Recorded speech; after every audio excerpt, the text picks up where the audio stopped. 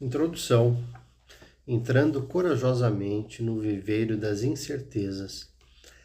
Pelo menos na parte desenvolvida do planeta, desenvolvida entre aspas, tem acontecido, ou pelo menos estão ocorrendo, atualmente algumas mudanças de cursos seminais e intimamente interconectadas, as quais criam um ambiente novo e de fato sem precedentes para as atividades da vida individual, levando uma série de desafios inéditos. Vamos começar. Primeiro lugar, número 1.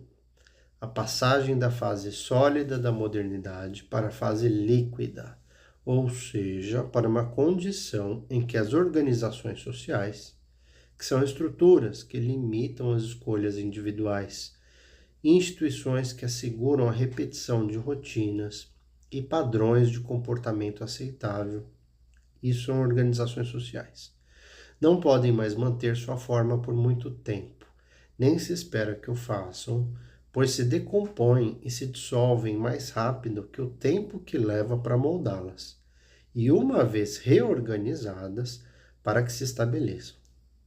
Isso é a passagem da fase sólida para a fase líquida da modernidade. É pouco provável que essas formas de organizações sociais, quer já presentes ou apenas vislumbradas, tenham tempo suficiente para se estabelecer. E elas não podem servir como arcabouços de referência para as ações humanas, assim como para as estratégias existenciais a longo prazo, em razão de sua expectativa de vida extremamente curta. Com efeito, uma expectativa mais curta que o tempo que leva para desenvolver uma estratégia coesa e consistente, e ainda mais curta que o necessário para a realização de um, entre aspas, projeto de vida individual. Eu anotei aqui. Foi uma proposição de Jean-Paul Sartre. 2. Em segundo lugar, a separação e o iminente divórcio entre poder e política. Política é o Estado-nação. Poder é poder político. A dupla da qual se esperava desde o surgimento do Estado moderno, Revolução Francesa, e até muito recentemente, que compartilhasse as fundações do Estado-nação, até que a morte o separasse. Grande parte do poder de agir efetivamente, antes disponível aos Estados modernos, agora se afasta, na direção de um espaço global, e em muitos casos extraterritorial, politicamente descontrolado, enquanto a política, a capacidade de decidir a direção e o objetivo de uma ação. A política é incapaz de operar efetivamente. Os Estados-nação, são incapazes de operar efetivamente em dimensão planetária, já que permanecem locais. A ausência de controle político transforma os poderes recém-emancipados numa fonte de profunda e, em princípio, incontrolável certeza, enquanto a falta de poder torna as instituições políticas existentes, assim como suas iniciativas e empreendimentos, cada vez menos relevantes para os problemas existenciais dos cidadãos dos Estados-nações e, por essa razão, atraem cada vez menos a atenção destes. Ou seja, as pessoas estão cada vez menos interessadas por política, porque percebem que os Estados-nação têm um poder cada vez mais limitado e esse poder extrapolou os territórios. Entre ambos, entre poder e Estados-nação, ou o que ele chama de política, os dois resultados interrelacionados desse divórcio obrigam ou encorajam os órgãos do Estado a abandonar, a transferir, a subsidiar e a terceirizar um volume crescente de funções que anteriormente desempenhavam. O Estado está terceirizando, subsidiando, abandonando, transferindo. Abandonadas pelo Estado, essas funções se tornam um playground para as forças do mercado, notoriamente volúveis e inerentemente imprevisíveis, e ou são deixadas para a iniciativa privada e aos cuidados dos indivíduos. Em terceiro lugar, 3. A retração ou redução gradual, embora consistente, da segurança comunal, endossada pelo Estado, contra o fracasso e o infortúnio individuais, retira da ação coletiva grande parte da atração que esta exercia no passado e solapa os alicerces, as estruturas da solidariedade social. A comunidade, como uma forma de se referir à totalidade da população que habita um território soberano do Estado, parece cada vez mais destituída de substância.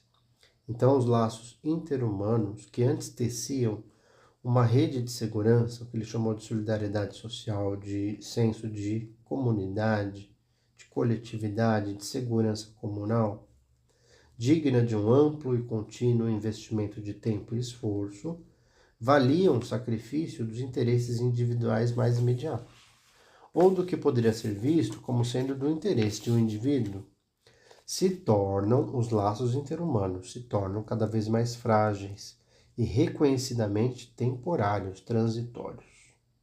A exposição dos indivíduos aos caprichos dos mercados de mão de obra e dos mercados de mercadorias inspira e promove a divisão e não a unidade. Divide as pessoas, né?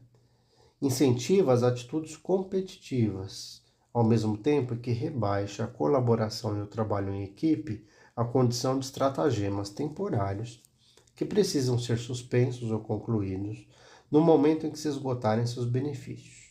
A sociedade, entre aspas, é cada vez mais vista e tratada como uma rede, sociedade em rede, em vez de uma estrutura, para não falar em uma totalidade sólida, né? Sociedade em rede, sociedade líquido moderna. Sociedade como estrutura, sociedade, modernidade sólida.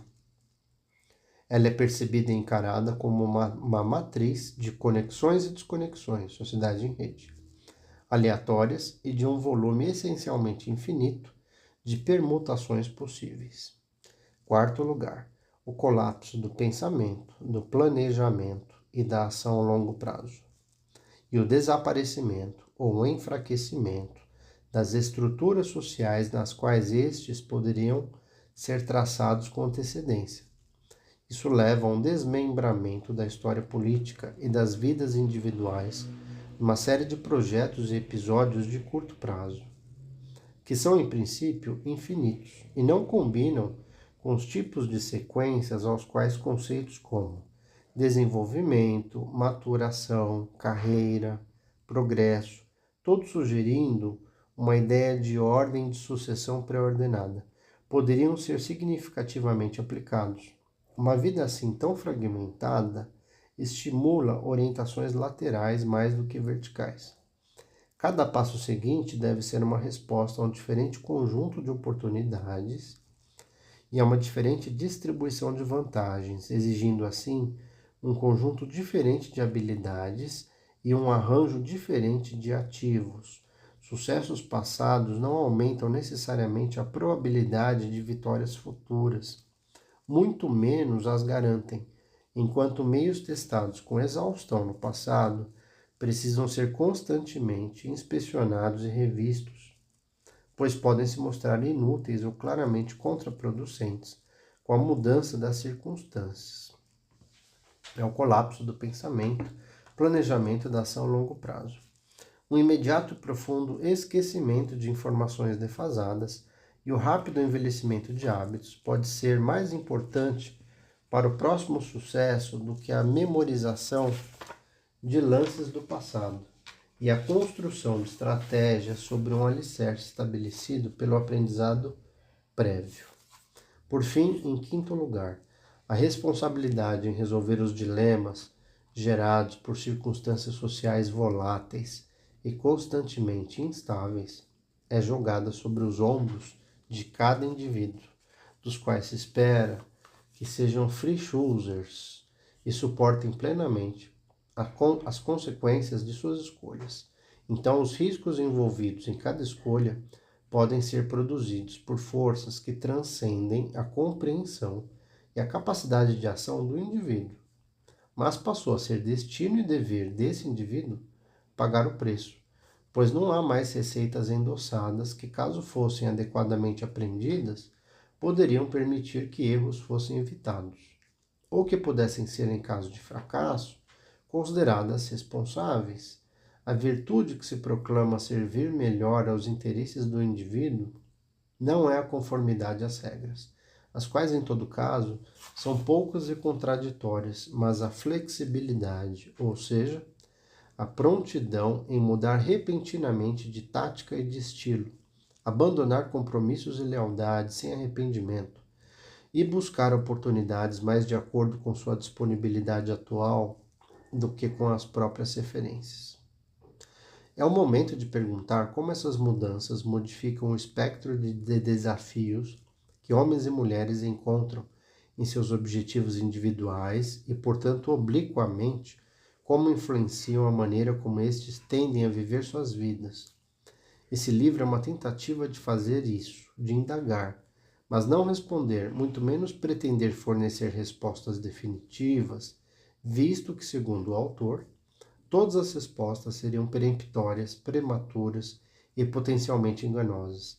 Afinal, o efeito geral das mudanças listadas acima é a necessidade de agir, planejar ações, calcular ganhos e perdas esperados dessas ações e avaliar seus resultados em condições de incerteza endêmica, modernidade líquida.